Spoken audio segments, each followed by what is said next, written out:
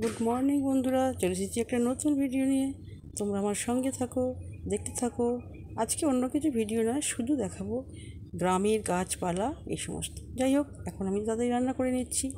রান্না করে আমাকে বেরোতে হবে আমার কর্মস্থলে।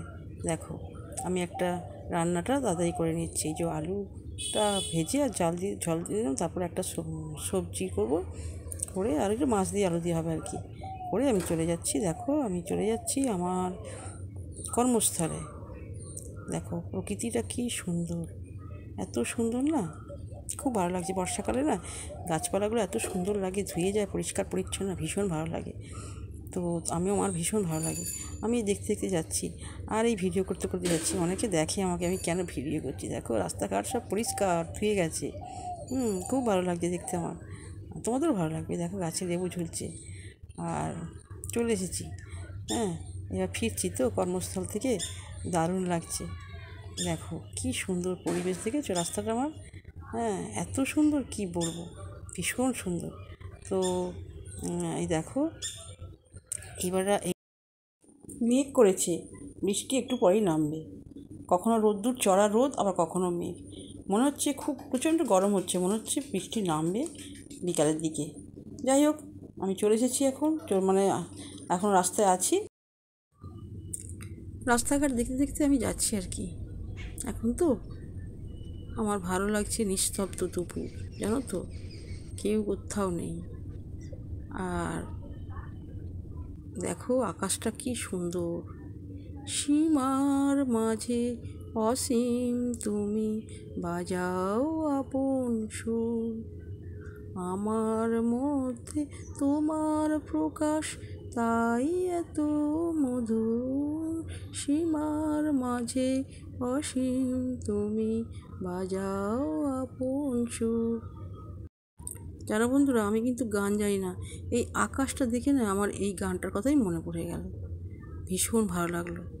যাই হোক, বাড়িতে আমি চলে এসেছি, এবার খাওয়া দাওয়া সারছি। দেখো এই যে রান্নাটা করেছিলাম, খুবই অর্ডিনারি রান্না হয়েছে আজকে। রান্নাটা করেছি, এই রান্নাটা করে আমি চলে গিয়েছিলাম। আর এখন এই যে ভাতটা নিয়ে খেতে বসেছি। দেখো, হ্যাঁ, তোমরা সব তোমাদের পছন্দ হলে নিশ্চয়ই তোমরা একটা লাইক দেবে আর আমার সাথে থাকো। আর এখন না বিকাল হয়ে গেছে। দেখো আমার এই যে এলাচ গাছ ছিল না, সেই এলাচ গাছগুলো রোজই ভাবি আমি এলাচগুলো তুলবো, তোমাদের দেখাবো, কিন্তু আর সময় পাচ্ছি না, ভিডিও করার একদম সময় পাচ্ছি না। আমার একটা চ্যানেল আছে সর্বরী শর্মা, সেই চ্যানেলে লাইভ করি, জানো তো, প্রতিদিন এই 2:30টার পর থেকে আমি লাইভ করি, সেই জন্য আর আমার এখানে আসা হয় না, এই ভিডিও দেওয়া হচ্ছে না। হ্যাঁ, এই দেখো এই বড় এলাচ, এগুলো রেখে দেবো। এখন 2-3 বছর এলাচ আমার কাছে রয়েছে।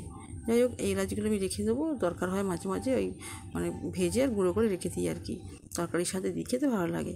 হ্যাঁ, এই এলাচগুলো সাধারণত পানের দোকানে পাওয়া যায়, পানে দেয় আর কি, বড় এলাচ। কাটা খুব শক্ত, জানো তো। আর যাই হোক, কাটা হয়ে গেছে। আর এইবার আমি চলে এসেছি বিকেলবেলা একটু ছাদে। হ্যাঁ, এই দেখো ছাদের পরিবেশ দেখেছো? আমার এই সময় না ছাদে উঠতে ভীষণ ভালো লাগে, মেঘ থাকে আকাশে আর পরিষ্কার পরিচ্ছন্ন। চলো বন্ধুরা, নিচে যাই, তোমাদের একটা জিনিস দেখবো, একটা গল্প বলবো। দেখো দেখো, এই বইটা দেখছো না, ছিঁড়ে গেছে, অনেক দিনের বই এটা, জানো তো। আমার বিয়েতে আমি পেয়েছিলাম। আমার বিয়ের সময় বই টই দেবার অত ছিল না, আগে ছিল। দেখেছি ছোটোবেলায় অনেকের গল্পের বই দেওয়া, প্রেজেন্টেশন হিসাবে দিত। কিন্তু আমাকে আমার একটা ভাসুরের মেয়ে, বাচ্চা মেয়ে, সে দিয়েছিল, বা মেয়ের বন্ধু আর কি, ভাসুরের মেয়ের বন্ধু, বাচ্চা একটা ছোটো মেয়ে একটা বই নিয়েছে আমাকে উপহারটা দিয়েছিল। এই যে দেখতে পাচ্ছ, হ্যাঁ, এই যে এটা হচ্ছে গোয়েন্দা ভৌতিক অমনিবাস। আমি গোয়েন্দা বই পড়তে ভীষণ ভালোবাসতাম। যখন কলেজ লাইফে না এত ভালোবাসতাম কি বলবো। আমার তো কিরিটি সব শেষ, সুনীল গঙ্গোপাধ্যায়ের বই সব প্রায় সব শেষ। হ্যাঁ, বইয়ের মধ্যে পড়তে বসতাম সন্ধ্যেবেলা, আর বই নিয়ে না বসে থাকতাম, লুকিয়ে লুকিয়ে পড়তাম। মা বুঝতে পারত, আর বই পড়তাম যেন মনে হচ্ছে আমি সব দেখতে পাচ্ছি, আর হাসতাম। হ্যাঁ, রাগ করতাম, এরকম আমার মুখের ভঙ্গি দেখে আমার মা দিদিরা সবাই হাসতো, দেখো ও ঠিক গল্পের বই নিয়ে বসেছে। সত্যিই আমি গল্পের বই পড়তে ভীষণ ভীষণ ভালোবাসতাম। এখন তো আর কেউ গল্পের বই পড়ে না, এখন ফোন হয়ে গেলে না, ফোনই দেখে। যাই হোক, আমি মাঝে মাঝে ওই সময় পেলে গল্পের বই পড়ি, কারণ গল্পের বই আমার ভীষণ ভালো লাগে। আর এটা হচ্ছে, জানো তো, ওষুধ একটা, কিসের ওষুধ জানো তো, ঘুমের। যাদের ঘুম হয় না তারা যদি এই গল্পের বই পড়ে না, ভীষণ ঘুম হবে, ভালো ঘুম হবে, একদম সুন্দর ঘুম হবে। এই বইটাতে সমস্ত লেখকদের আর কি ছোট ছোট গল্প আছে। হ্যাঁ, এটা হচ্ছে প্রেমেন্দ্র মিত্র আছে, আশাপূর্ণা দেবী আছে, এই সমস্ত আছে আর কি। আমার পড়তে ভীষণ ভালো লাগবে, আমি এখন পড়বো। আর তোমরা পারলে বই পড়ো, জানো বন্ধুরা, বই পড়লে খুব আনন্দ লাগে, মনে আনন্দ লাগে। আর আমার তো খুবই ভালো লাগে, তোমাদেরও সবার প্রত্যেকের ভালো লাগবে। তোমরা না এই বইটা পড়ো, বইটা অনেক দিনের হয়ে গেছে তো, দেখো যে কভারটা ছিল ছিঁড়ে গেছে। তো যাই হোক, যত্ন করে এইসব বই টেবিল গুছোতে গুছোতে বইটা পেয়ে গেলাম, অনেকগুলো বই পেয়েছি, আছে আমার কাছে।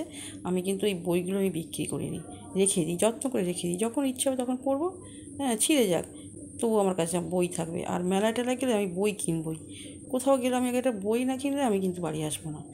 বইটা আমি যে কোনো বই আমার যেটা ভালো লাগবে সেই বই আমি কিনবো, তবে আমি বাড়ি আসবো। আমার কর্তা তো আমাকে দেখে হাসে, বলে দেখো পড়ে না। আমি পড়ি না ঠিক কথা, কিন্তু আমি যখন সময় পাবো তখন পড়বো। সেই জন্য আমি এই বইটা আমি এখন বার করলাম, পড়লাম, পড়বো আর কি। হ্যাঁ, একটু সমস্ত কাজ হয়ে গেছে, আর একটু পড়ে টড়ে নিয়ে তারপরে দেখবো ঘুমিয়ে পড়বো। দেখো বন্ধুরা, এই যে অমনিবাস, হ্যাঁ, খুব সুন্দর বইটা, তো গোয়েন্দার আর কি। তোমার দেখো, তোমরাও বই পড়তে থাকো। বই পড়লে কিন্তু সত্যিই খুব খুব শরীরের আর মনে না খুব আনন্দ, একটা শান্তি আসে। আমার কথাটা তোমরা মিলিয়ে নিও, দেখো। তো আমি ভীষণ ভালোবাসি, ভীষণ, অনেকেই ভালোবাসে আমার মতো বই পড়া। তো তারাও অন্তত আমার কথায় একমত হবেন যে বই পড়লে শরীরের আর মনের কী উন্নতি হয়, কী ভালো লাগে। তো আমি সেইটাই করব এখন। তোমরা আমার সঙ্গে থাকো। আর পারলে প্লিজ, আমি অনেকদিন কিন্তু ভিডিও দিতে পারিনি, হ্যাঁ, বিভিন্ন কারণ দিতে পারিনি। তোমরা প্লিজ বন্ধুরা আমার ভিডিওটা একটু দেখো, আমার সঙ্গে থেকো, আমার পাশে থেকো। চলো বন্ধুরা, তাহলে তোমরা সবাই ভালো থাকবে। আর এখন বাই বাই, আসি, পরে দেখা হবে।